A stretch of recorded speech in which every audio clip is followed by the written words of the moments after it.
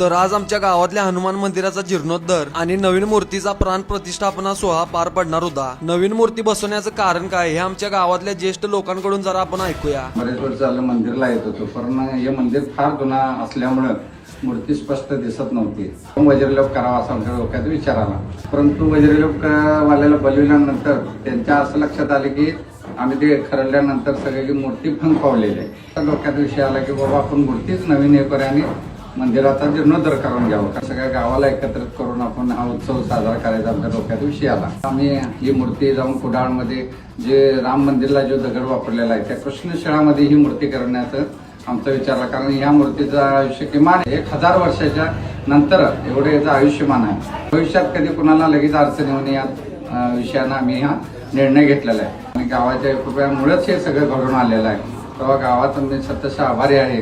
अशाच प्रकारचे गावात आपल्या नवनवीन उपक्रम आणि आध्यात्मिक निर्णय व्हावं हीच माझी इच्छा आहे। या मूर्तीचं वैशिष्ट्य काय आहे हे पण आपण जाणून घेतलंच पाहिजे। मूर्तीची 3 प्रकार आहेत, एक दास हनुमान, एक विजय हनुमान आणि हा सपाटदार हनुमान आहे। सपाटदार हनुमान हा असा असतो की गावचं रक्षण करणारा, म्हणून त्याचे हात वर असतात। शनीपासून संरक्षण करणारा हनुमान आहे।